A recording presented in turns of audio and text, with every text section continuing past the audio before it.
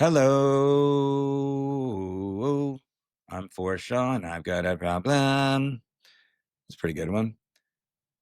How's it going, everybody? We're back, episode 20. This is our 20th episode. So exciting. I don't know if that's a real milestone as far as usually you celebrate 50 or 100, but 20 is good. Feels like I've done more because I'm doing all the work, but I would like to tell everybody thank you for subscribing and rating and commenting and listening to the podcast and telling others about it. Same thing I do all the time. I'm putting together comments. They're also positive. I don't know if it'll be that fun, comment corner, but I'm putting them together and it's good. I guess it's good to have positive comments. I'm used to doing podcasts where everyone's like, voice sucks, you're stupid, not funny. That'll probably devolve at some point, this podcast and that. But right now, it's all positive.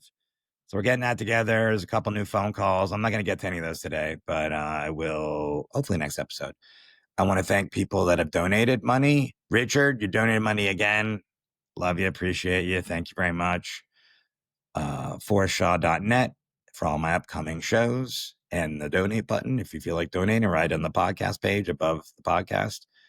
I have a bunch of shows coming up. I'm going to be in Montreal at the Comedy Nest. If you're up there, that is August. Let me get the actual dates instead of just saying shit. I've never properly done that here.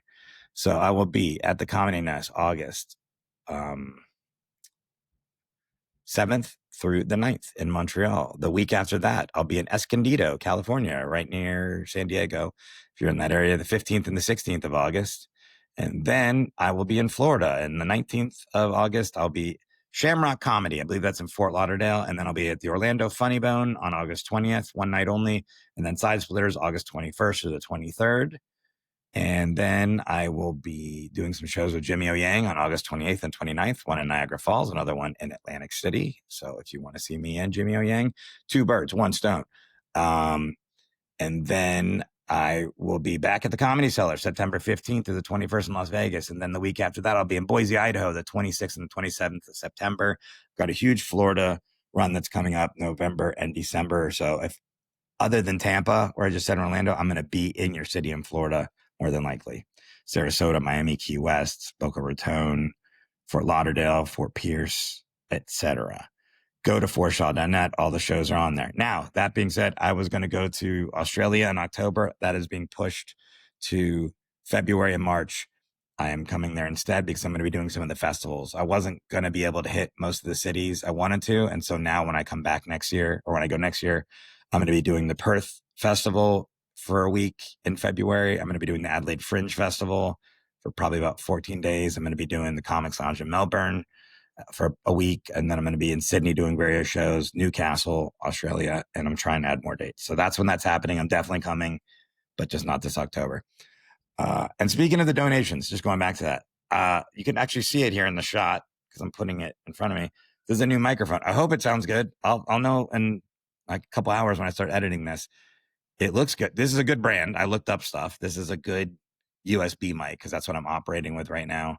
I had another mic that I would use sometimes and not. You'd see me with headphones, but I used money from donations to buy this mic. See, thank you. Thanks so much. So hopefully it sounds good. If it sounds like crap, what a day. All right. Now it's time for everybody's probably favorite segment because it's the only segment on the show. I've got another problem.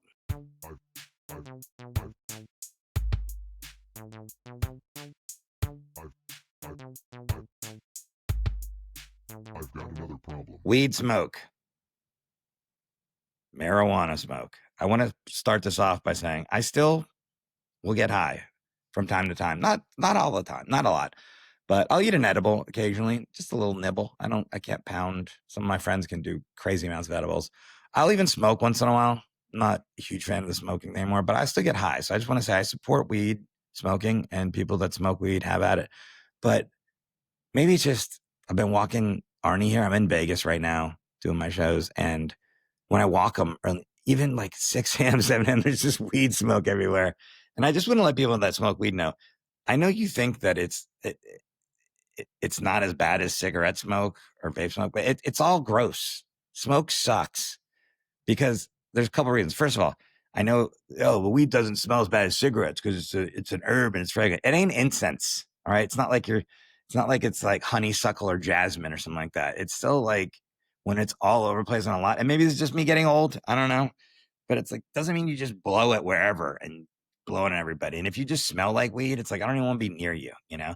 But the main thing I have about smoke, the problem is it's coming out of your gross ass mouth. And my mouth's gross too. It's not just yours, but anything that you're blowing out is coming from your gross mouth and your throat and all that nasty shit in there. So I don't want to walk through it. So when you're going to be smoking, go be away from people. Don't be. I know you're allowed to do it and like, but don't just be blowing it towards me when I'm walking with the dog. Hey, you get a contact high. Gross. Whatever fucking shit you ate is now in my fucking lungs now too. Some little microparticles of it. Anyways, I'm perfect. But that's probably me getting old. But weed smoke. All right. Let's get to the rest of the podcast here. I have Gavin. I was about to say Gavin Newsom. Should have him on. Maybe he's an addict. Gavin Coscarella on today. Very funny comic that I got to know recently. And he talks a little bit about alcohol addiction and drug addiction because that's where he, I was having him on mainly, but we really talked a lot about food addiction and gambling addiction. So thanks for Gavin for doing that kind of. And he had a lot of interesting things to say about that anyway. So taught me a lesson, this podcast, kind of just like, hey, you can just talk about whatever with anybody. But I really enjoyed talking to him. Think you guys will too. Hope the mic's working good. See you on the other side. Hey everybody, I'm here today with our guest, Gavin Coscarella. You can find him on Instagram at Gavin the House. Get it? Like Gav in the House. Yeah. And his album Progress, Not Perfection is available everywhere you get that kind of stuff. Comedy albums, I would say. On Comedy Records. We've had several Comedy Records comics on so far. So apparently either they're driving us to these addictions or they're taking advantage of addicts. Yeah, I think so. Yeah. That's funny. Thanks for having me, man. Yeah, man. So to everybody, it's how we start. What's your problem? Today it's nicotine pouches, man. Oh, wow. I said today would be day one. So I'm trying to clean it up in July. And I'm about 12 hours in here, and the less I think about it, the better off I am. But sun up till sundown for the past year, I've had a one or if not two pouches in my mouth. If I'm conscious, I have a Zin in. Oh, so this is something you're like literally starting today. You're just something you're trying to like just cut out completely, or yeah. I was like, July 1st, I'm gonna try to no porn and no Zin. That's a good start. Yeah, I mean, those are that we did an episode. I did an episode with John Hastings. Isn't he Canadian too? I don't know if he's I'm not sure, but I know. And it was cigarettes. We did cigarette, and I think nicotine gets no love as far as like how tough of an addiction it is. Oh, 100%. And like so I used to smoke way back in my early 20s. I smoked in high school and all that. And then I quit and went cold turkey. And then it was last June, I was in Nashville. And then I started to do the Zin pouches because we didn't really have them in Canada. So I was visiting some pals in Nashville. And it's like the 3 milligrams, like the 3 milligram pouch.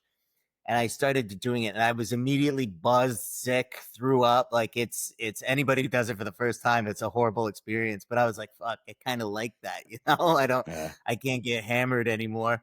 And then the more you do it, the more you get used to the milligram percentage, and then your body, just like anything else, needs more and more. So I was actually up to 20 milligram Zin pouches, about a tin a day, which is roughly 15 to 18 pouches. So this is day one, and we'll see how that goes.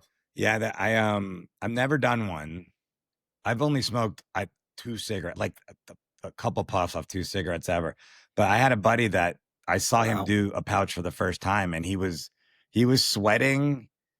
It looked like he was on a movie set, and they were spraying him out to heighten the effect of what he was just drenched in sweat. Yeah. And he was like shaking. Real. Yeah. It's essentially just like a quick dose of poison that your body's not used to, right? And because it's so concentrated, at least the cigarette, the tobacco, and you take it in a certain way, this is just like boom to your bloodstream. And and yeah, you feel something, but it's a stimulant too, for sure. It's part of the fun. Wow. Well, fun. Yeah, I guess it's fun. You know what? I got to fix my camera here. And porn is just to stop. It's not that I have a porn addiction or watch a lot of porn. I was just like, you know what? That's one that doesn't really need to be there. This is a safe space. You can be addicted to porn if you want to be. So, but, I mean, yeah. I it's yeah, on I over don't know. here. You know, in the States, uh, there's a lot of states now that porn's not illegal, but they have passed laws where you have to show ID to get on these sites. And so these porn sites like YouPorn and Pornhub and all these free, sites that everyone has come to know and love or whatever, they shut it down and they say we don't want to be a part of this. We don't want to, we want to protect your identity and not have to Yeah, show an ID and stuff. And so the porn is essentially illegal in these states. But I'm like in two camps of that. Like I I'm not super conservative about a lot of things, but I do get it. If I don't have a kid, but if I did, I get it that it is so easily accessible to just log on to these sites and just, a you know, hundred see percent. see stuff you should not be seeing when you're 12 years old. You don't even you could just go on Twitter or X and it's all there Oh too, yeah. right? Like there's no like boundary for entry. Like it's insane. But yeah, it's one of those things that just like everything else, like back in the day, like when we had Koji CompuServe and all that, and you would loaded it up, and then Yeah. it was kind of there was consequences to it as well. Like you felt like you're doing. Now it's just a staple. Yeah. I don't know how old you are, but there was 36. yeah, so maybe you don't remember that there was the original cable boxes was like a maybe there was like a box like this on top of your TV, and it had buttons that you'd press, and then it had like a little switch that would go down three notches too. So it was like three levels of those buttons or channels. So there was like, whatever Cinemax was called Skinemax, late at night, the Cinemax Yeah, channel would have yeah, like these softcore porns. And for if you sure. weren't subscribed to it, you'd still click on the button and get a feed, but they'd scrambled it. I don't know. Yeah, oh yeah, I Oh remember yeah, so you that. remember that, right? And remember it just for like 2 seconds, it would. I'm sure comics have done jokes about it, but just for 2 seconds, it would like come into focus, and then it would scramble back, and it was like rotating. That's all you need. And I remember I just remember being like watching that, just waiting until it came around, and then sometimes it would come clear and unscramble, and it just would be there'd be no nudity, and you'd be like, "Fuck!" Like, just have to. Yeah, we didn't really have like definitely to scramble the channels. Like pay-per-view was slow getting up here and having all that. Like we would wait. I would try to watch like Monday Night Wrestling all scrambled. I thought that was cool. And then Mm, we had up north, it was Showcase was the channel 37 that would go a little soft core late at night. So you're always down in the basement waiting for the door to open, try to snap one off quick. But now it's you don't have to earn it anymore. It's just there. So I get it. I mean, I get it for.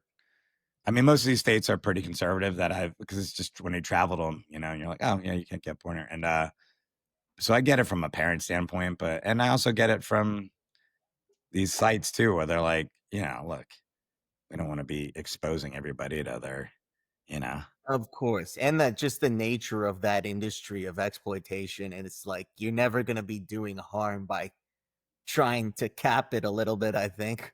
yeah, I think a lot of that, not a lot. There's still definitely a lot of issues with it, but I think OnlyFans has kind of changed that narrative too, where it's like I can just do my own thing now, I can, but there's still definitely a lot of issues with that. All right. I don't know enough about it to even say anything. That sounds like I Yeah. was about to say words. I'm like, I don't know what I'm talking about. So anyways, tell me a little bit about like your background, like with addiction, stuff like that. So I've been sober a couple years, drugs. Alcohol was my big thing. Long story short, I never had a good relationship with alcohol. I was never what they call the normal drinker. It was in when I was 12, 13 years old, the first time I drank, I went down to a buddy's house, stole the clear liquor from my parents, which was gin, and then I dashed it, woke up, my parents pulled me down the street, and it was just that binge drinking because it was always associated with, oh, weekends are for getting drunk. High school rolls around, high school parties. I never had that one drink mentality, and that just carried me through, and it was acceptable. I think at the time, that's just how kids hung out. To this day, I think they've dialed it back a bit, but I never had a healthy relationship with it. And then I got into smoking pot, grade 9, 10. That became a whole thing. And when it almost became my identity in high school, because it was, oh, Gavin's the stoner, Gavin's doing drugs. I had a nickname in high school, Gavin the Fiend, which is an insane nickname, but it was just like, oh, that's the guy who was ahead of the curve on drugs, and my stock was soaring in high school. I was a skitty kid, played a couple sports, but it was like, oh, he's the cool guy, and I kept seeing how far I could push that, doing drugs. And then it just became everybody I associated with it, all my best friends growing up, relationships I've had, it was just always acceptable to overindulge. So drinking was always a part of whatever I was doing. Skateboarding was a big thing for me growing up, so it was just drink, skate, go out, do that thing, and then it just kept going and kept going. And then towards the end of my drinking days, so I was 2023 is when I stopped. But I had 2022, and the pandemic was definitely, things ramped up. I don't know how it was back in the States, but with us, we were stuck inside. We would press a button and get $2,000. And that was every month you would get $2,000. You had to stay inside. I had a Coke dealer who lived across the street. I was doing 2-a-days, and then my fiance at the time, who I'm no longer with, I was in a robe for 2 months, just Tony Soprano, bottle of wine, doing drugs, and it just escalated. Relationship ended. And then what really got me cooking was when, so I had been in my old relationship for quite some time, but when she moved out, I was single. I was downtown Toronto. I had some money in the bank, and that's when I really hit the gas. I didn't really need to wait till Friday to drink. I was having champagne for breakfast, meet up with a bunch of buddies, cocaine for lunch, and rinse and repeat until the wheels fell off. And then, so January 2028, or January 2023, I reached out to a buddy who I knew was sober, and I jumped on a Zoom meeting, and the rest is history. I can't hear you. Oh, there, Oh. dude. There's a button. Right. Should I do it again? No. I could hear you the whole time. That was great. Okay, perfect. What I said was, what at the end of that I said, that's great, and I said, well, the last part's great. I didn't mean the entire that, like the rest of it. But Oh no, that, I a big part of my story is the network I had and the relationships I made while drinking, while doing drugs, are some of the ones that I value the most. And I'm a believer in, you have to get to where you're going somehow. And I took like a path of destruction, but no regrets, baby. yeah. So for those listening at home, my mic was on mute. It's probably good. I tried to interrupt you at one point, and it was a bad spot. So, but I was like throwing in some comments. I'm like, oh, I'll just let you keep going. And then it turned out there's a new mic. I don't know what I'm doing. But I was going to say, there was a bunch of things I wanted to say. So Gavin the Fiend, first of all, was your nickname, but you pronounce your name Gavin. Gavin the Fiend. Your name Gavin, right? Yeah, Gavin turned to Gavin the Fiend. I know, but that's weak. They gotta rhyme it with Gavin, but I don't think a lot of stuff rhymes with Gavin, right? Gavin. No, having. Gavin be having. Not having. Gavin a good time was. Oh, Gavin a good times, right? Was that what do you mean? Was that another nickname? Yeah, that was a nickname, and then that was a handle on some social media thing, and then somehow Gavin a good time's better than Gavin the Fiend. Gavin the Fiend, I think, because yeah, it's not even your name, Gavin. I guess were they French? I mean, it's Canada. I know it's like, I don't know. I just think it then you, was a bunch of idiot pork chops screaming. and then you said, there was a couple things that you said that I was, so first of all, gin was the first liquor thing you Yeah, drank too? gin, beefeater gin. Just drank the whole water bottle. Holy cow. That seems like a rough, I think the first alcohol I drank, was ouzo too. So it's never one that you would choose to like pound, but Is that the one that's like the black licorice? yeah, it's a Greek liqueur Yeah, yeah, or liqueur, like, and it's tastes like liquor, so it's disgusting. But it was like me and my friends were like, "Well, we got this." So, yeah. Yeah, well, it's actually, I think through research, that's the cheapest liquor you can get at the liquor store in Ontario. Because we one time I went there with like, I think I had $12, and I was like, "What's the most volume of booze I could get and highest percentage for?" And then she was like, "Oh, that's easy." yeah, gotta love a liquor store clerk. They're like, "Yeah, I know what you're looking for." There's no, they're just like, "We got it. Got a lot of you in here." Like it's not like because you said that too. I've never had a healthy relationship with alcohol. Um, I I don't even know what a healthy relationship with anything that I've never really personally had a completely like I've never was an addict when it came to alcohol. But I've abused alcohol plenty of times, but it wasn't a thing where look, I always say it this way. I'm a gambling addict and I know what that feels like. So I can tell you when I'm getting addicted to something.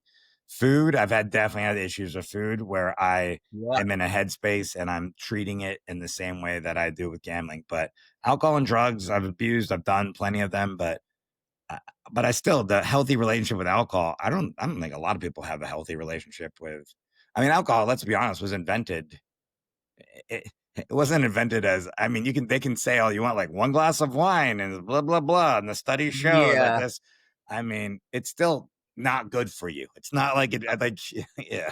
Yeah, yeah. It's funny. They'll do these like there was a study that somebody, I don't know how factual it is, but it was like people in whatever Sardinia, Italy, Yeah. are living excessive thing on a bottle of wine a day. And I was like, like it's not.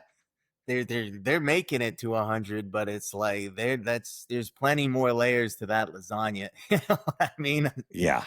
And you're Italian? Coscarella seems. Yeah, and Irish. Yeah. Okay, so I've only been to Italy one time and I've been to Greece. So some of these, there's countries, I'm not saying people aren't doing anything, but there's a lot less hustle and bustle over there. So I think it's like, I think when they're like, yeah, we drink a bottle of wine a day. And it's like, yeah, dude, but you're Yeah, chilling. So that they doesn't mean it's take good. they take 3 hours off in the middle of the day, and then their economy's in shambles. And you're like, well, maybe if you work more than half the day. But yeah, it's definitely a change of pace. I've been to Italy once, and it was the last. So funny enough, like on the tail end of my relationship, I was with somebody for almost 7, 8 years, and we kind of knew it was coming to an end. And we were like, we had this big elaborate trip to Italy for a month planned, and it was like a reverse honeymoon, I call it, because it was like we're going away and we know we're gonna come back and essentially break up.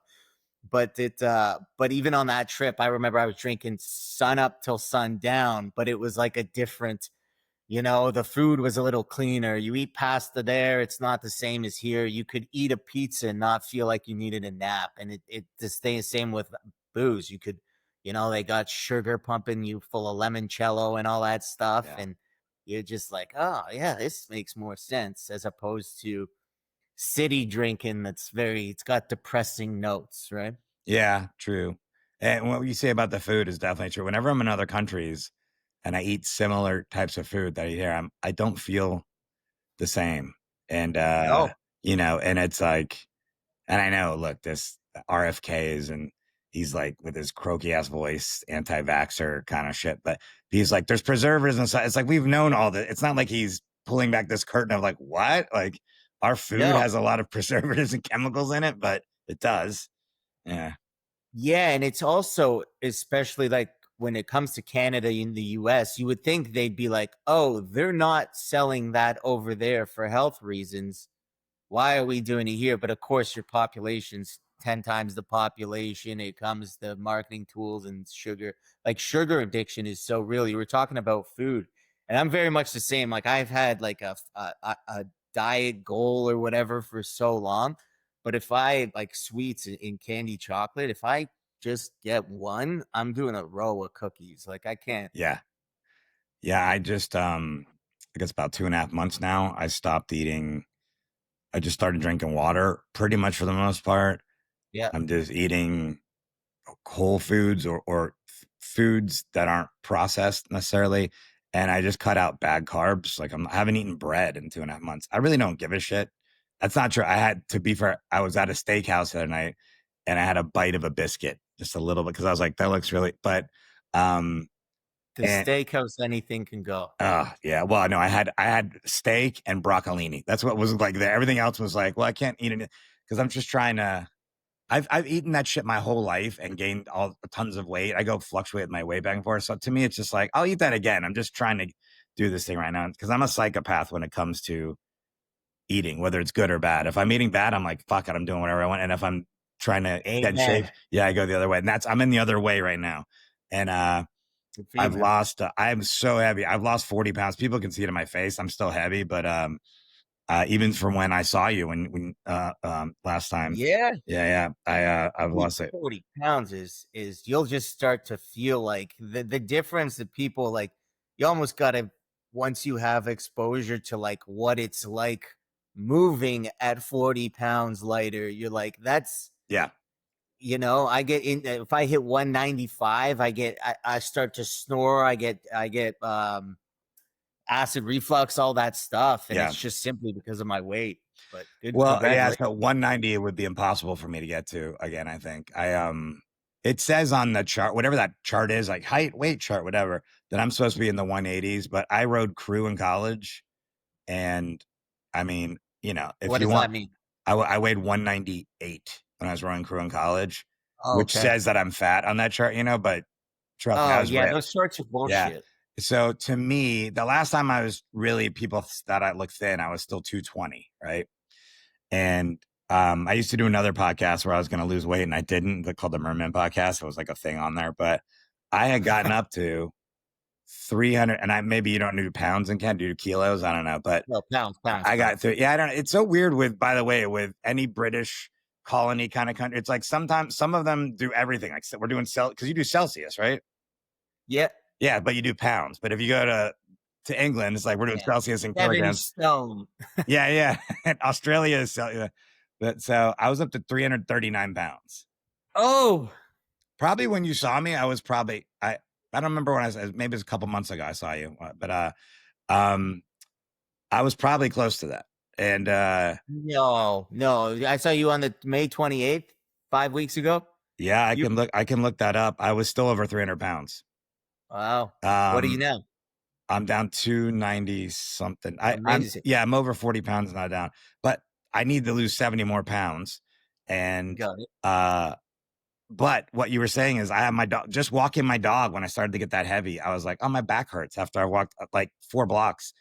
That kind of shit. I'd wake up in the morning like shit, acid reflux, apnea. I got all that. I still definitely have that, but it's already getting better just from that. I just and but my relationship with food was because I'll transfer those addictions. And with food, I was doing crazy addictive shit where I'd be full.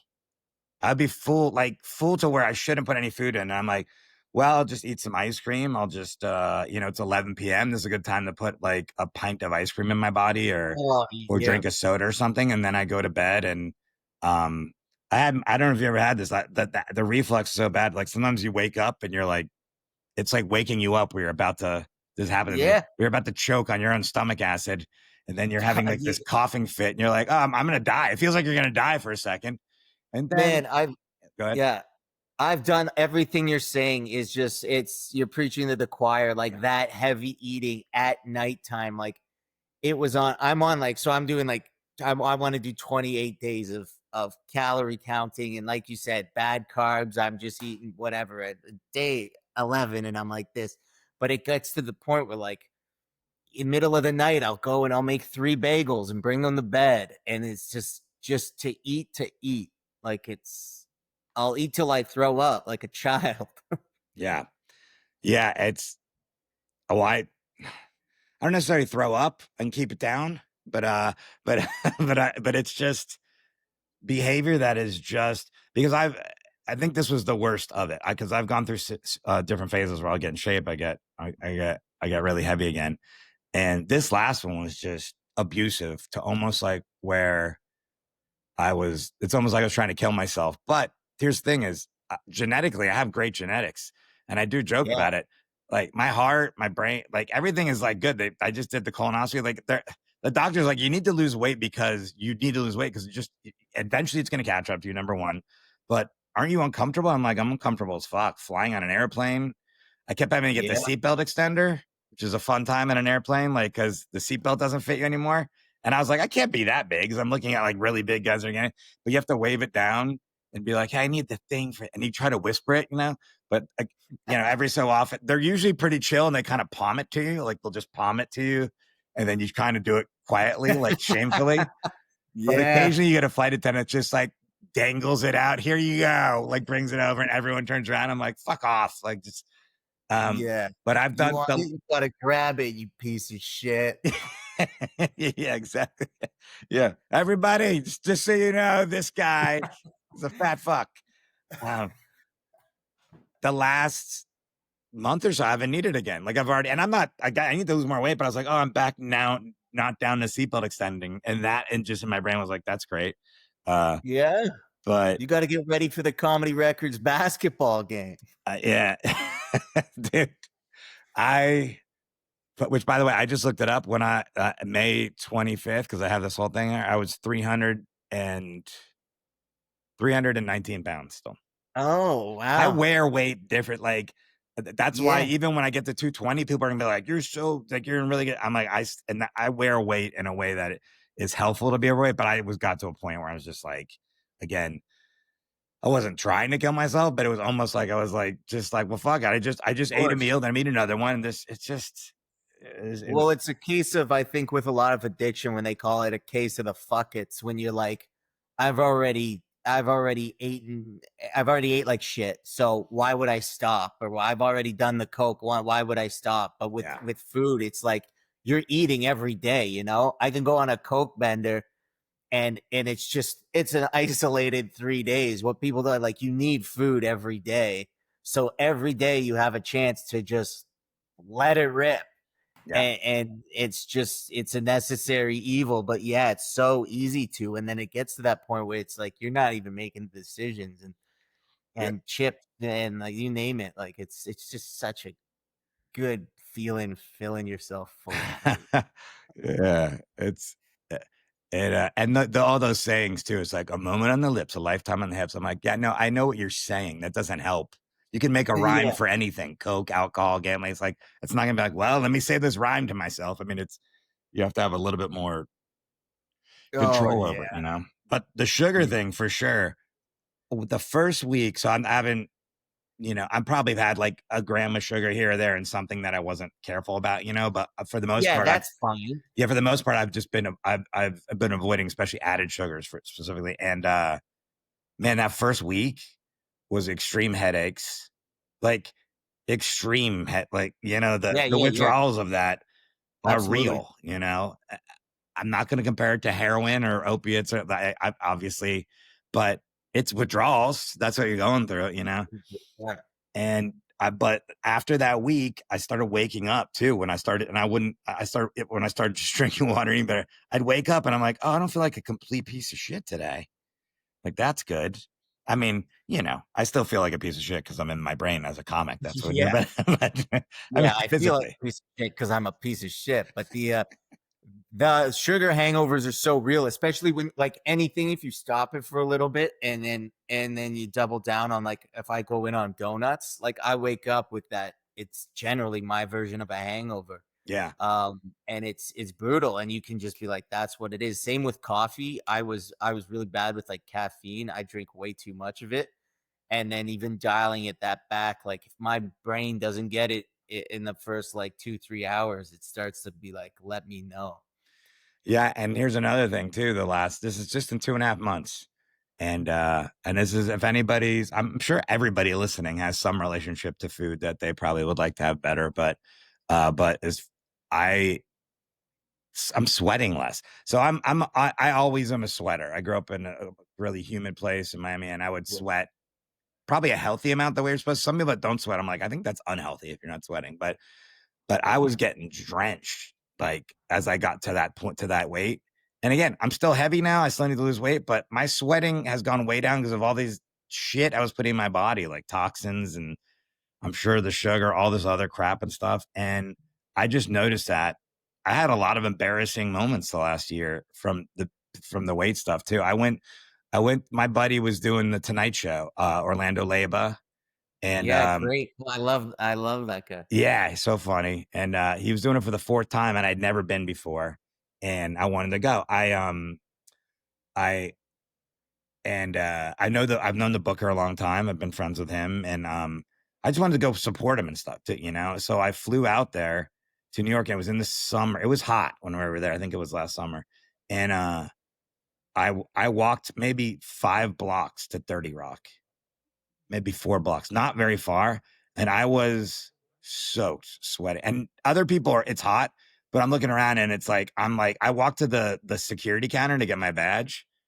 And it was a problem. I was like, is there a bathroom? And they don't want you to sit in there. Like I wanted to sit in there in some AC and just get dry, but they don't want you in that lobby. Like you're either going somewhere or get the fuck out of the building. There's a Yeah. lot of famous people in here, a lot of shit going on. We don't need, you know. And so I just went up to the floor and of course it wasn't cold. Most studios are cold. It was kind of warm on that floor. So I would just showed up to, you know, meeting Jimmy Fallon. I was like, just like a fucking wreck. And I had a jacket I was going to wear in case it was cold. And I just had this, I was just a fat ass in the shirt, just sweating. And it was like really embarrassing. Yeah, And man. I've actually never even said that until just now, but I know that like Orlando, his wife, everybody, like, I'm sure everybody was looking at me like, what the fuck? Like, you know, they're my friends, kind of more concerned than anything.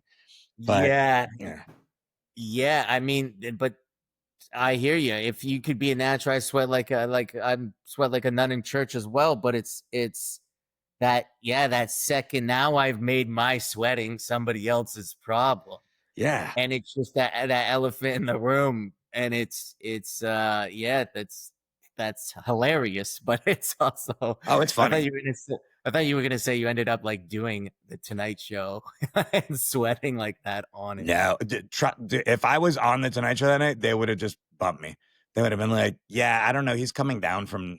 I think he's coming off drugs or something." Like that's what it looked like. I was like, You've got ah. a bad I'm like this. fever. I'm just sitting. I'm just in the hallway, like trying to give Orlando space in his dressing room, just like this. Like, hey, you guys want to take a picture? Not really. And there's gonna be sweat all over my shirt, you know. And I did a show just a month ago, outdoors in Joshua Tree in the desert, outdoors. It was Unreal. at night still, so it was cooler. And I did not sweat that. And I'm like, maybe there's something to that. Maybe I was like part of this whole thing. So it's Yeah, I kind of embraced being like all this weight and stuff, especially with my acting stuff. And now I'm just like, oh, that was a problem. So sure. um, but yeah, I mean, I think big change like that helps comedy as well, as it just gives you a kind of you're living a new life that opens up different perspective that you know can be used in it's very funny situation. Like you tell that tale of the Tonight Show, or like it's you can always use those big changes, I think, because you're seeing the world from like a thinner man's point of view after being large for so long that it can help you break yeah, some shit. yeah. And sweating is like like I don't know any scenario where people want to be around somebody that's really sweaty. I mean, even if it's your significant other, it's like, I mean, Dude, the stink. So I don't know, but there's certain comedians in that, like, I don't know if like their brand is not like using deodorant, or they're like very like whatever you want to call it, but there's a couple like in that space of like a comedy club's a nice intimate place where it's just like one guy will come out and hang and they'll be like, that's up there with sweating profusely. It's just like that you smell terrible and you're in this small space. And yeah, I had it's just the sweating. It's all the stuff that like a self-conscious, like you were awkward in that situation, the same as I would be if I was sweating profusely. It's like I have to address it. Same with like I hugged a comedian Hannah once, and she was like, "Oh, you have BO," and this is like seconds before I do my set, and I get up there and I'm like, "This is all I can talk about," because it's just like, Yeah. it's just that sense of shame that drives us to be like, make the changes. Shame is a major gateway to change. Yeah, definitely. But it is, yeah. But I trust me, I had plenty of shame going on, but I just, it was, yeah. But I, I was just thinking about sweating. I was thinking of other animals that sweat similar to us, and I can't think of any that. Like, I'm looking at my dog over here. I've been with my dog, and I've been sweating. Like, it's been hot out, and he's panting, so he's hot. But I don't. His fur's not drenched. I've seen a Yeah. horse sweat. Man, I think horses sweat like something like Do under a they? saddle. I've seen people take saddles off and it's kind of wet under there, and I feel like that it's trapped in there. But I feel like it. Those shirts that wick away sweat, whatever those. I Yeah, feel like that's yeah. what They animals' feed fur off. does, right? And I think just animals with skin. I'd have to check out a hairless cat. I'm gonna have to run some experiments on animals and see how they sweat. Oh, I just read that primates are notorious for sweating and cattle. Oh, did you just look it up just now? Yeah. Yeah. Yeah. So Primates and primates make cattle. sense. Primate. Yeah. Okay. So other monkey kind of animals are the primate. Yeah. I don't know if I've ever seen a monkey sweat though, but now I'm gonna have to. That's something to Google. YouTube for later at home. Yeah, Uh, yeah. Sweaty monkeys. the Um, but yeah. the Oh, sorry. I saw the monkeys live once, and they were sweating They're a band. alive. One of them's left. Only one. So it's the monkey and then some The others. monkey. Yeah. Which one's alive still? Mickey Dolenz, that drummer. Yeah, man, you just popped a memory in my head that was like the there was a monkey that what were the names of the monkeys? There was. I only know this because my dad showed me that TV show when I was really young, and I had that CD. It was Davy Jones, Michael Nesmith, Michael Nesmith. Mickey Dolenz, and Peter Townsend. I can't remember Michael Nesmith had like a with an L. comedy thing. It was a comedy, elephant parts. Holy shit. You know when you have like something just flash in that you hadn't thought about in a while? So elephant parts was like a comedy. It was a VCR tape. So I don't know if it wasn't like it was it's kind of like a movie and he had sketches and shit in it. I used to love that. I bet you if I watch it now, it's terrible. But it had songs too. It had like funny songs and stuff like that. Elephant parts. I got to watch that. But I just had this huge flashback of that thing. So sorry, I'll just edit this out No, because it's this is boring. okay. Mentioning the monkeys kids intel wasn't on the agenda today. Well, they sweat. They're sweaters. Sweaters.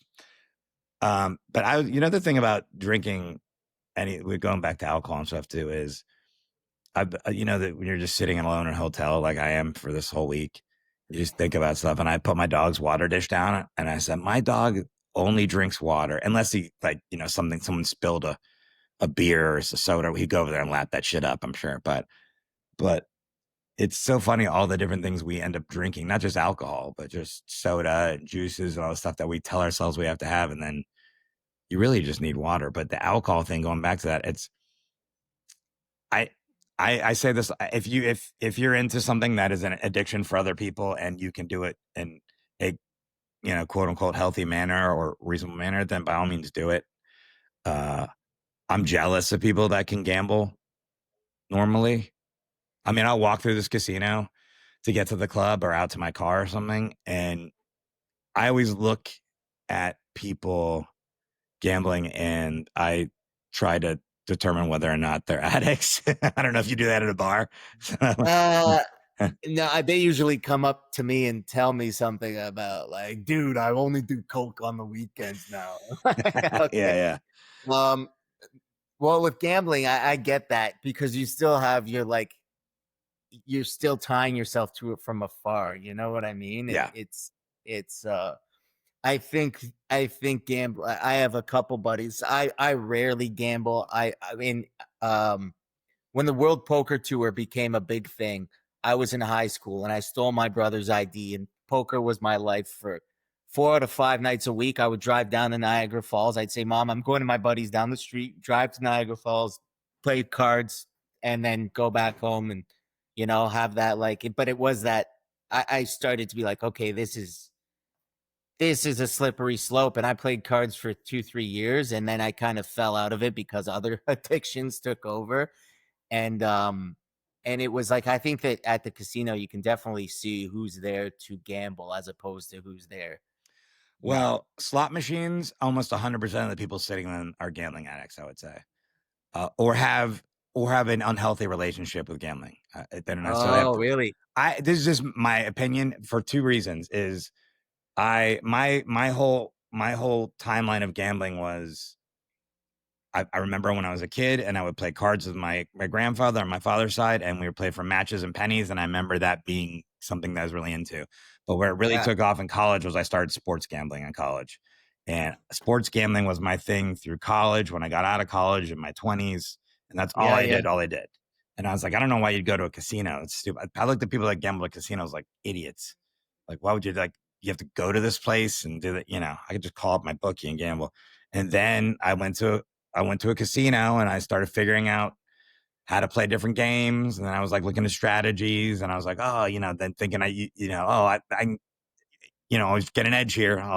I read a book on the way to play roulette or the best way to play blackjack. Oh, it's almost a 50-50 split between house. I'm like, it's so 50-50, you're going to win, which not great odds.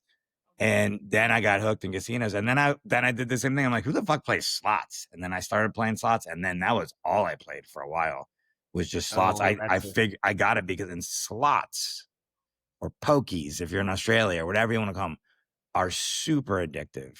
They're designed, it's legal for them to be designed that way, even though they shouldn't be designed. They're designed to not just visually, and especially the slot machines they have now, because it's videos and they're 20 feet graphics. tall. Yeah. LED screens. Yeah.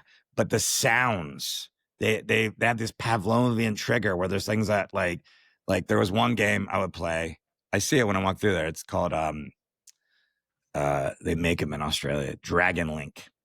And it drops these balls, these balls with cash amounts in them. And if you get 6 of them, it triggers into a bonus, and then you start loading them up and you win all that money. But it makes a sound that goes ding, ding, ding, ding, and it escalates. And it'll go ding, ding, ding. And sometimes you don't win, but it's still making that sound. It'll go ding, ding, ding, ding, ding, ding, ding. And yeah, and not just that, but all those slot machines have sounds and things that trigger. So when you're playing them, they you're listening for that and you're hearing it. And the other thing is, some of them don't let you turn the volume down, some casinos, or there's a myth that when I was doing lots of slots that would go around the casinos, like, you got to turn them up loud, because if they're not loud, they don't win, because they want you to play them loud so other people hear them and they reward you by letting you win, which is complete and utter bullshit. Like, they're just, it's all on some algorithm, like chip that this is when you win. And All and calculated. and all the lights and the things flashing and the thing about slots is, very rarely does someone get a big win and they're just like, I'm going home. It's always this greed to get more. And I experienced that firsthand, and I won a lot of money on slots. I won like 6 figures, like one time in slots, just sitting there. And In then a one go? there was one that I won a high 6 figures. Well, not high, like low to mid 6 figures. And one time I won it. And there was a whole mob came around and people were watching me and stuff. It was in New Orleans. When I was in New Orleans. Wow. And I took some of that money and spent it on some stuff wisely, but the rest of it I eventually gambled away. It's like every addiction. Yeah. Because it's the Yeah. fuel. It's like, it was the gin for you or whatever. It's like, that money's not for spending. That money is for Yeah. gambling. I went to because we have Niagara Falls as just like our little mini Vegas, if you will, here, our side. That's where only 2 casinos are. We have a couple new ones now, but I remember one time my buddy was like, "Hey, can you come?" And I was a poker guy, or like the odd roulette, but having that mentality of So I went down there. I had $13 to my name at the time. And my buddy's like, come down. I have a hotel room. We're going out for my girlfriend's birthday. I need a partner in crime. And I was like, okay, I've got $23. I'm gonna spend $13 on a Mickey of Captain Morgan rum, because then I'll chug that and I'll be drunk. And then I have $10 to maybe get into a club or something. This is insanity. And I get there and I played roulette and I turned that $10 within maybe 14 minutes into like $1,400. And it was that mentality of, oh, this money I won isn't mine and isn't mine. If I lose it, it's all good. Yeah. And I think it's like, no, that money was mine. I think it goes from that transition of like, no, I didn't have it before, but it's still mine now. And then you fucking, And which, by the way, the odds of turning that little amount of money into that big is really tough. So, like, you know, that was I'm sure that was like your addict brain working that way, because most people would be like, oh my God. Like, I've seen people do that. Be like, I won $300. I'm like, gives a fuck, $300. Like that. yeah. Like, People do micro bets. I don't get, like, yeah. you have to do it. Like, are you comfortable like talking about this stuff? This is the podcast. Yeah. Oh, Yeah. okay. I don't know. But it's too, like, when people put like a $2.45 parlay, like, you know, it's just this absurd thing to make it worth it. Whereas, like, I'll take the odd time when hockey's on, I'll bet on hockey quite a bit. It's like, I'm gonna bet I want to win at least $1,000. Like, it's just it doesn't make sense for me to do these like hedge, and all these people who are addicted to the bet rivers or whatever app you use. It's like, oh, I used a $5 bonus, and then I don't know. It's just seems like a lot of work for me when I'm like, there's $50. I hope this guy gets 3 goals. If he does, I make $3,000. If I don't, yeah. So yeah, I would say, and I'm going to walk to the show later tonight and walk through the casino to get there. And sometimes I'll have my headphones on, like noise canceling. And that's a really interesting way to look at a casino, because if you eliminate the sound, you can still a little bit. But if you eliminated all the sound in a casino, it would be the saddest fucking place you've ever think. But they have on the music, you know, you got like Tainted Love or whatever fucking song, like some fucking rock song. And I don't know why that was a song I sang, but I think that was on last night. And all the sounds of the slot machines, and you'll hear somebody that won on a crap sale, hey, but for the most part, if you take all the sound out, it's very sad in there. And that's the other thing too, is that these slot machines will make these buzzing or ringing sounds when like a bonus is about to start or they've won something. It's across all casinos. It's like a piano sound. I'm going to find it and play on this podcast at some point. It's like a old Western kind of ragtimey, like ding, ding, ding, ding, ding, ding, ding, ding, ding, ding. It's like a piano sound when you've won a big jackpot. Comforting. And when that happens, you'll see people flock from other places to stand and see what they've won.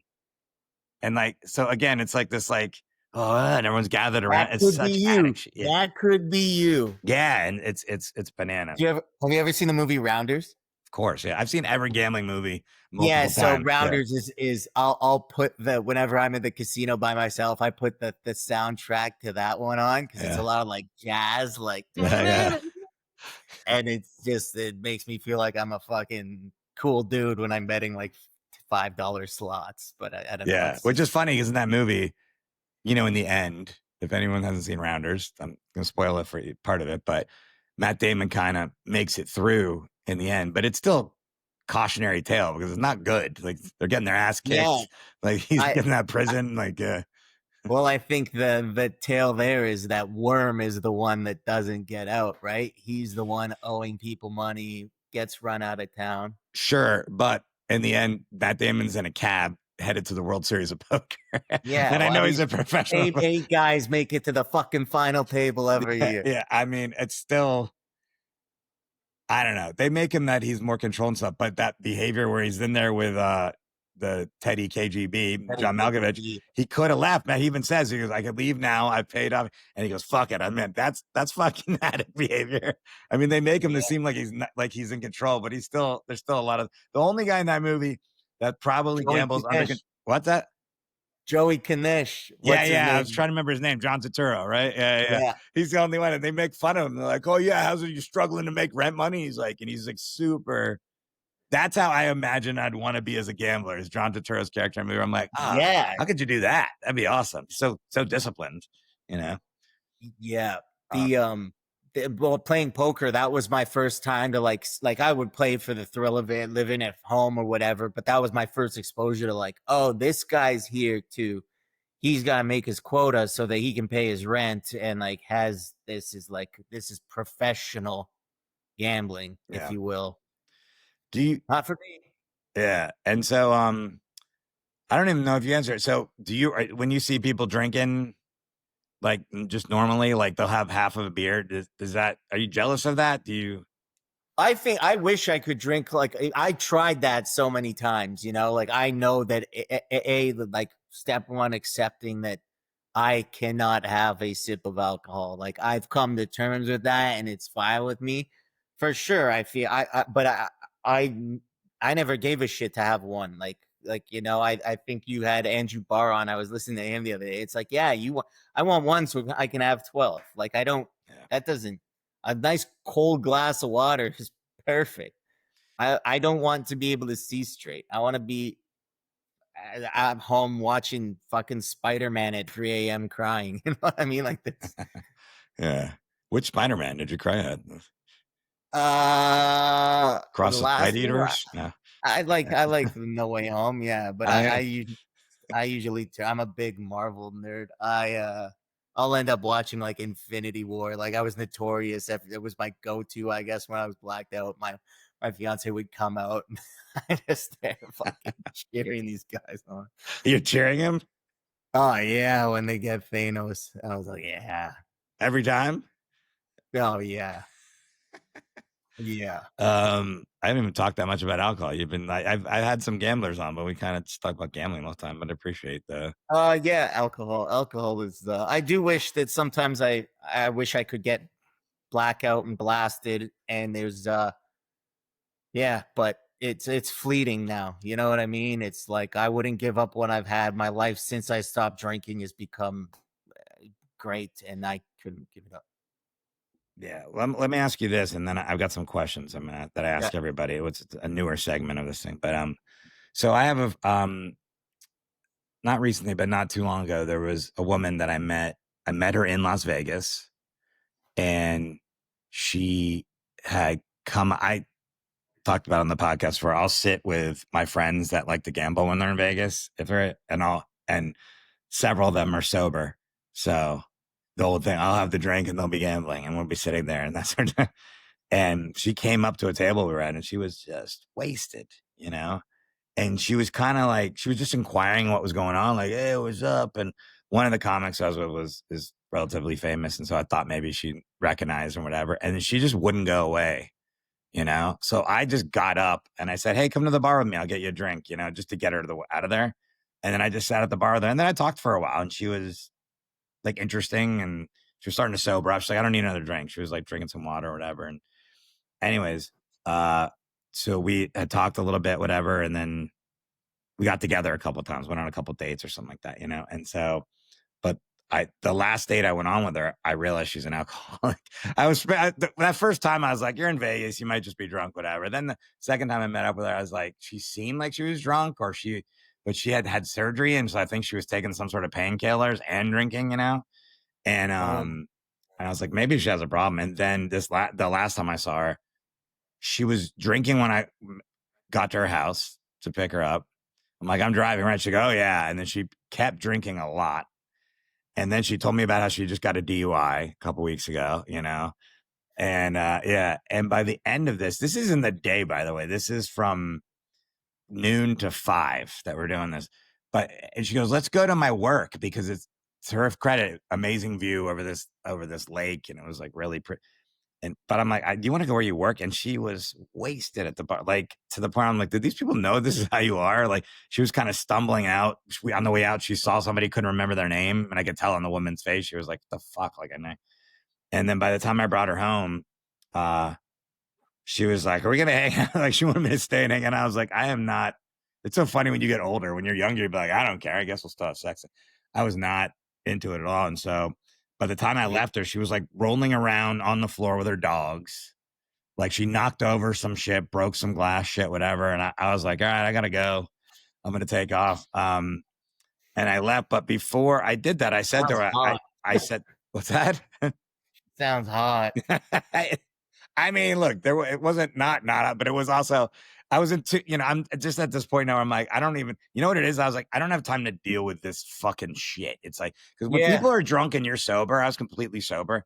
It's the fucking most annoying thing where you're like, get the fuck away from, Um, Yeah, people too. It's like I've had people like you go out with and they drink till and I'm pro drinking, pro party, do whatever you want, but it's like you start to when you're drinking and I'm dropping you off and you're puking and it's like I tried so hard to clean my shit up that it's like the inconveniences of a drunk are still finding their way to me. Like, you know yeah, what I mean? It's like I'm gonna be a good friend. I'm gonna get people home, but it's like heaven forbid a buddy pukes in my fucking car because he's hammered. yeah, like, like you know what I mean? yeah. That used to be me, and now I've worked really hard, cleaned my shit up, and yet there's still puke from a drunk in my car, and I'm like, that's annoying. So I probably try to steer clear of that. But yeah, it's like, Well, so I'm about to leave, and she starts crying, and she talks about how hard her life is, and I get it. Like all lives are hard, but working sucks, this and that. And then I just said to her, I said, and she goes, and everything I tried just get in my way. And then she mentioned the DUI and other stuff. And I just said to her, I said, maybe you should stop drinking for a little bit. That's all I said. Whew. you I picked the wrong time, a wrong person. I don't know her well enough maybe to say it. And she like got really upset. And she's like, get the fuck out of my house. I said, I was about to leave. You can't kick me out. I was saying goodbye to you. And you started crying. Like, I've been trying to leave. Well, I mean, that's the disease at work. So that, as they say, you know what I mean. Nobody wants to hear it, but it comes to that like recognition for me. It was like I got in my own way. I got in my own way so much, and even when one of the last times I ever drank was at our comedy club, and I was so drunk and I made a I didn't make I made a little bit of a scene with some other but I went overboard. And do you know Garrett Jameson? I've never met him. I know him because he's on the Comedy Records Yeah, roster. And yeah. yeah, Yeah. yeah, So long story short, I think I called him like a ex-girlfriend would 25 times while he was on stage. And I okay. and I hadn't got back into comedy at this point. And it was actually on that night that I said to a guy, he was like, hey man, I'll book you on a Saturday night, 2 shows. You down to do it? And I was like, okay, if I agree to this, then I'm back. I have to start taking comedy more seriously. And then I woke up to a text that was just like, hey, by the way, you were getting a little too familiar with some of the people. You were just being too buddy buddy. Nothing serious, but just in case, like I want to give you a heads up. It's a small community and it's easy to burn a bridge. And I still look at that text message because that was literally the day I'm like, I've gotten in my way so many times that if I'm gonna pursue stand up and take it more seriously, then I'm not going to get in my own way. I'll bomb, I'll fail, I'll do whatever I want, but I'm not going to let alcohol and drugs bleed into it. And that was literally the last day I drank.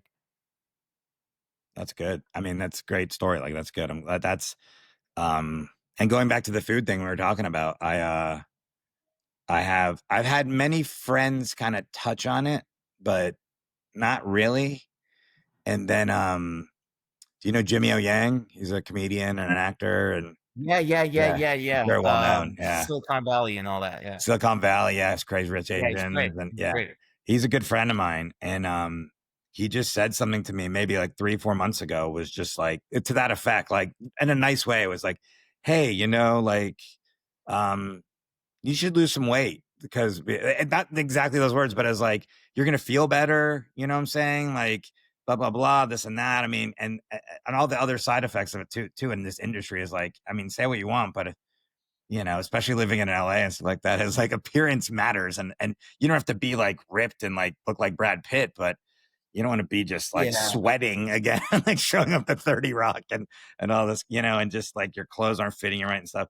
And he just said something, and it was just kind of like that same thing. It was in a nice way. And it wasn't like when I was like, stuffing myself face with food and stuff like that. He picked the right moment.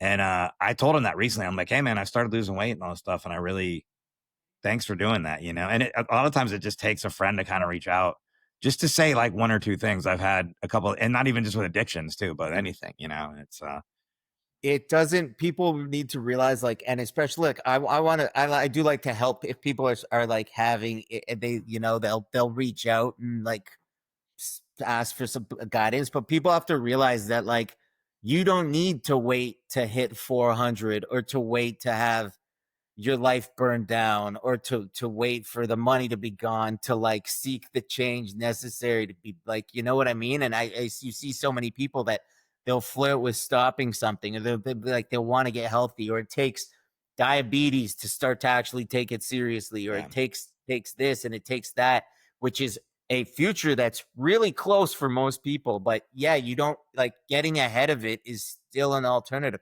I'm very lucky that I didn't choke on my own vomit, didn't do all that, never hit my ex, never like no DUI by the grace of God. Like I didn't people like I think that the big takeaway from like what I've learned is like, why would you want to wait for disaster to strike when there's a lot of indicators along the way being like, this probably isn't the best, and you're heading towards the cliff. And yeah, but hey man, congrats, you're ahead of it. 40 pounds, that's yeah.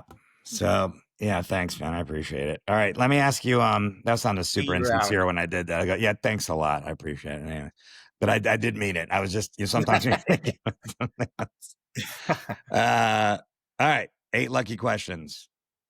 These are the questions. I sent these to you ahead of time, right? Yeah. You're the first comic I've Did I actually look sent at them. them is the question. You Yeah, I think don't I did. have to have, but I just started doing this because one, I think it's a fun way to end the podcast. It's also good.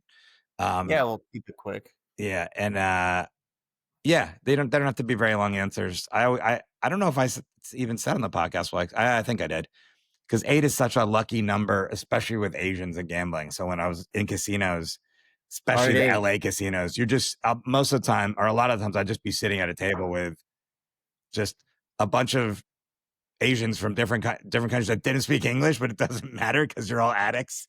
And they'd be like, whoever was lucky, if you're playing baccarat or some shit, they're like riding your shit. But I remember 8 was always this number that was obsessed Hard about eight. us. Hard eight. Hard eight. Yeah. Or in baccarat, I don't. If you ever played that, there's a thing called Panda, where it's like 25 to 1 Yeah. odds, and the cards have to end up a certain way, but 8 is the number that you have to get on that. And it's like panda. Like at the Commerce Casino in LA, it was always like, you got a panda, it's a panda. And of course they made it a panda. It's like, we know who we're marketing this to. Yeah, yeah.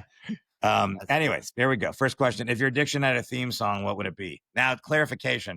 This doesn't have to be a theme. The last guest I had on the podcast did a theme song from a television show. And I was like, it doesn't have to be a theme song. It could be any song that's your theme. So, someone knock on my yeah, door. Um, oops, I did it again, baby. Britney Spears. good one. Yeah, I like That that. was Yeah. just, you go out and fucking check the account, check your text. Oops, I did it again. I didn't mean to. Plus, that song would, that song might drive you to, I don't know. Does that song drive you to drinking, or does it help you not drink by not It hearing it? reminds me of Britney Spears, and then that in turn does the effect of like keep your shit together. Oh, true. I didn't even think about that aspect. I was just thinking of her like as a pervert in the video and the Oh no, in the no, little skit. no, Yeah, but no. Modern day Britney. Brittany's definitely a cautionary. Why would I not even put that together? Oh yeah, she's dancing with knives Her on in the that internet. video. I was 12, 13 years old when that video came out. And then she went down that. There was a lot of fun had. Yeah. God bless Britney Spears. What's a small thing that someone did that helped you more than they know? I mean, you might have just mentioned it, but yeah. No, actually, there was a year into sobriety, I came to LA. There's a big men's group down there. I'm not naming names or anything like that, but it's a great place to celebrate it's just a great meeting. So I was actually 3 months into sobriety or 4 months, and I drove to LA. And when I got there, I had come through Vegas, and I got there, and I was literally, I woke up, I was by myself in a hotel in Santa Monica, and I like woke up with I was like, I'm gonna get hammered today. Like I had done sobriety, I'd been in some meetings and all that stuff, but I was like, when I went to bed, I was like, I'm gonna wake up, go to the beach, and get hammered by myself. That's my MO. And a gentleman I know, a guy from Vancouver, who I hadn't talked to in a long time, I woke up to a text message from him, and he said, "Hey, buddy, see you're in L, or heard you're in LA. There's a meeting at 10:15. There's a spot for you. Patrick will come say what's up." And then literally, I woke up to that, and I was like, I googled it. It was 10 minutes away, and I went there, and it changed my whole life. And I was like, I heard exactly what all this guy did was text, and out of nowhere, I get this, and I hadn't talked to him in months, and literally changed everything for me. So that's a big one. Yeah, it's amazing how those little tiny things sometimes, snowball into something positive like that. Yeah, of course. What's the dumbest excuse you ever told yourself to justify your addiction? Well, I didn't spend money. Yeah. It's I can go out, get hammered for free, and get given drugs all night, and go home, and well, I didn't spend money. Like, that was a justification to my spouse at the time. Be like, you don't have the money to do that. I didn't need it. And B, for me, I was like, well, why wouldn't I? That was free. Yeah. Welcome to the world of comedy. It's Yeah, like, yeah. man, I got to drink for free and eat some garbage ass food and some other shit for free, Oh, well, I don't know. Canadian comedy, you don't get drinks. Oh, really? Yeah, very Uh, rarely. I mean, my home club, Miami Improv, when I first started, phew, that was I used to sit at that bar after the show would end, and we'd stay there till like 3 a.m, just fucking getting after it. And then you'd be like, same shit. Well, it was free. Like that was all. I ran a show, or I still kind of do, but it's at this nice restaurant in downtown Toronto. And my buddy's like, "Yeah, we're gonna have comedy. The comics can have whatever they want." I'm like, "You're gonna regret that." And he's like, "No, no, no, it's fine." And then lo and behold, as soon as like the comics got there, they're like 36 oysters, beers, steaks to go. And then the next day, Oysters. yeah, yeah. And then the next day he was like, "Yeah, no, we're gonna do a one drink maximum now." I'm like, "Yeah, good for you." Yeah. Comics are notorious for abusing shit. There's so many times I've gotten to a club and it's like, yeah, we used to have a nice hotel, but there was an incident. And so now we're at the fucking, the bumfuck Motel 9 or whatever, it's got bed bugs. I'm like, why is it always one comic? Like, just don't book that comic anymore and then have a sit down with the hotel. Like, it's always going to be I one know. person fucks it up, but some other comic will fuck it up, I'm sure. Facts. What do you think is the worst addiction? I don't know what's the worst addiction. Oh, And I again, mean, this is not like, this is for fun. So I go think ahead. when I read that, I thought, what do you think is worse than addiction? Um, Answer that question. What do you think is worse than addiction? just being angry. Like, I think anger is a thing that like Yeah. is alcoholism, and whatever you're doing almost like magnifies who you are. So when you get these people who have the traumatic anger, that if it's not addressed, or like a big part of like my shit is like letting things go, and like in real time, you're like, oh, well, why does this guy piss me off? Okay, why does it make me feel like that? Let's get on and move on, because anything that lingers like resonates. And I think that that's just a benchmark for anything. The worst addiction, I'd say being addicted to your phone currently. Like Yes. it's because of how prevalent it is. And I've tried, everyone's like, oh, you want to go to bed? I will go to a therapist to like help me, cognitive behavioral therapy, to like sleep better. And she's like, well, get off your phone a half an hour before bed, put it in the other room. And I'm like, I'll never fucking do that. Yeah. And I know what I need to do, but I just like, it's so insane. And the fact that we need it for our livelihood isn't any better. Yeah. Two things there for sure. Phones.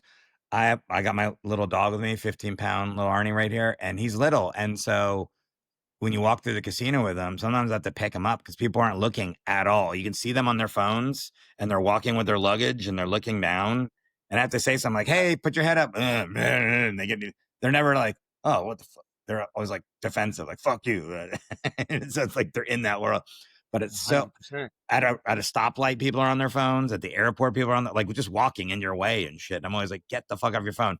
And then sure enough, 10 minutes later, I'm like, "Oh, sorry." Fuck. That's the worst. Yeah, it's you like how many times you close Instagram, immediately open it back up. Like it's so far gone, and it's only getting worse. And now they want basically put a phone everywhere, right? Yeah. Like yeah, it's And the thing you said about letting things go, uh, just to piggyback on, hey, that's free. Like letting things go is free. It's hard, but once you do it, it's so good. And if you get good at it, once you start letting things go, which I've really in recent years started doing this, and I wasn't good at yeah, it before, and it's hard to do, but now like I got really obsessed. I can let things go from the past easier, but in the moment, right there, like when something happens, somebody cuts you off, or yeah, somebody says something to you, a friend or girlfriend or a significant other, so like there's something you want to get into a fight, you want to, man, just don't do that. And when you can start controlling that and just letting that shit go, man, your life really a frees hundred up. percent. Yeah, it frees up, and you feel it on like your day to day of like just understanding the bigger picture of certain things, and like, what do I get out of punching this guy in the face? Why does he make me feel like and be like, okay, you know what, I'm better off, and you become more sympathetic, I think, to most situations. Yeah. But I could have see it. You've been in comedy is like we are kind of accustomed to like we do something in the moment, and then we try to psychoanalyze why it went the way it did, or like we want to take the best parts of every situation and move it forward. So it's like, you remember that bomb from 3 weeks ago when you could have just been like, oh, okay, that's done and done. Yeah. What one word would you use to describe your addiction? Persistent. Yeah. And then what about your recovery? Exciting. Great. Yeah. I like that. That's a I good word. Yeah, I still get excited about it. This some of the circles and friends I have. Just it's nice, and it keeps me grateful, which goes a And long I way. think that sometimes people say that people in recovery, they feel like they're smuggy or they think they're better than you. But I think excited is a better word. I think people are excited about their life is really what it is. You don't feel better than other people because when you are, No, yeah, yeah. no, other people are way better than me for other reasons. It's just like I enjoy being sober, and yeah, it's good. What's your proudest moment in recovery so far? So a year into, so I was headed back to LA. By the way, like West Coast sobriety is top tier. I'm sure, like it's obviously with a lot of the problems are coming out of, and it's been had to dealt with for so long out there. But like my sponsor is an LA guy, and I'm like my sobriety is kind of synonymous with West Coast. But so I was about to go to a meeting. It would have been 1 year. So it was the next day I would have gone and taken my 1 year cake, as they say, or whatever you want to call it. And I was in Hermosa Beach, and I went to go get cookies or something. I went to Universal Studios by myself. It was a great day. And on the way back in the cab, I was like, I want to get hammered. Like, just something went off. I was like, this is a perfect day to get drunk. And then I went and I flirted with the idea of getting drunk. I didn't. Then I went to the convenience store to grab like cookies. I wanted chocolate chip cookies. And that's why being an alcohol, you guys serve booze at the convenience store or the pharmacy, whatever it may be. And right beside the cookies, there was just this big 2 liter bottle of wine, and I bought the wine. I bought it, and I was like, I'm gonna chug this. I'm gonna crack it and chug it, and then I'm gonna go down the strip in Hermosa Beach, and I'm gonna make friends with people and do drugs, and that's my shit. And in my mind, I was still like, I'll still go tomorrow to this meeting and take a dirty old cake. Like, I will lie to other people and say that like that's how my mind was operating. And the fact that like I was just walking, I had the bottle of wine on the table, and I was just like, how hard is it to dump this out? Why can't I dump it out? It's almost been a year. I was what you call a dry drunk. I wasn't really doing anything to stay sober. And I jumped on a meeting. I was vocal about it. I dumped it out. And then thank God. And in that moment, I think I was very proud that I did that. But it was that exact moment when my desire to not want to drink anymore was finally bigger than my desire to get fucked up. Yeah, and that's a great story, and so underrated how hard that is to do. I mean, that's like Insanity. That's the yeah, insanity of it. yeah, One time I was house sitting for somebody, and I was pretty deep into sobriety, and I was like, I'm gonna get on the streetcar. And the streetcar goes right to the house I was sitting. I was like, I'm not gonna take the streetcar. Instead, I'm gonna walk. And if I walk past a liquor store, then I'll buy beer and I'll get drunk. And I'll leave it in God's hands. And I'm like, how hard is it just to do nothing? yeah, All I had to do was go there and do. Anyways, but yeah, yeah. addiction, baby. What's the worst advice someone gave you while you were struggling?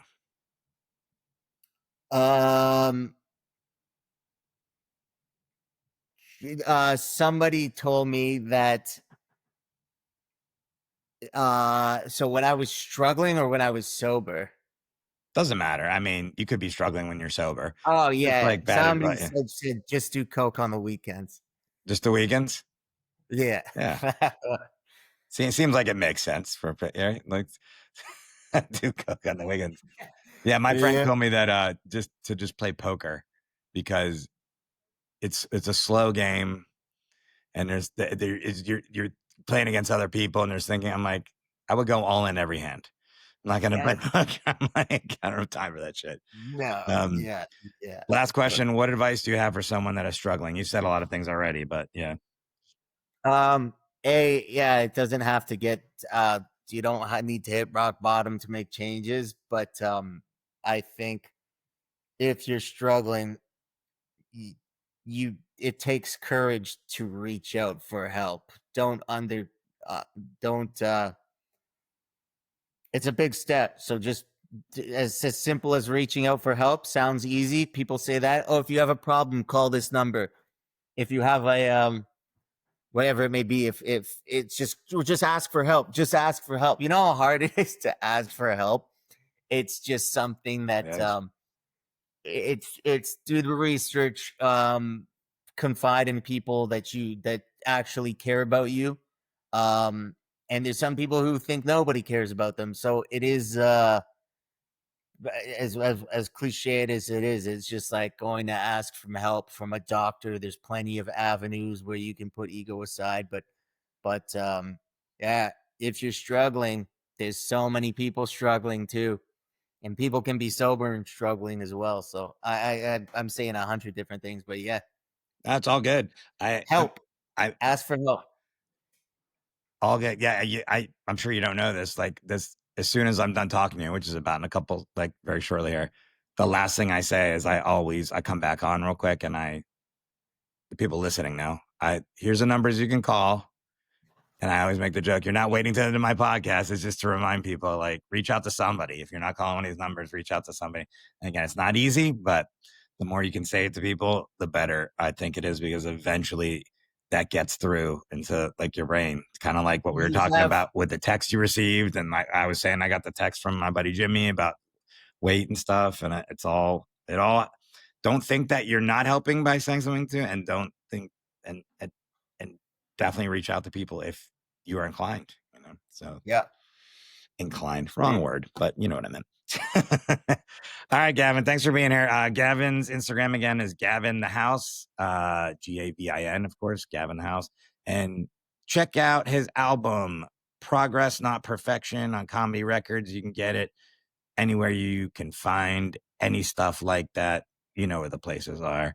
And I just realized that that title of Progress Not Perfection is, I don't know if you intended it, but that seems like very addict-y kind of thing. Yeah. Yeah, the whole set is basically about getting clean, and it was also I kind of put that shield in place when someone's like, "Oh, your album was kind of shitty." I'll be like, "Hey, it's progress, not That's perfection." that's a great way. Yeah. Anytime you can have that and be like, Well, I guess you don't support people in recovery. Real cool. Yeah, I'm gonna do a whole Reinforce- album just about cancer, even though I don't have cancer. But I'll just be like, yeah, I guess you're a monster if you don't like these albums. All right. Thanks again to Gavin for doing the podcast. That was a good time. Lots of interesting stuff. Sweating, baby. I think that might be what I call this episode. Sweating. Sweating. Or exciting. Maybe exciting. I like that answer. Thanks to everybody that reached out to me from the last podcast about my dad.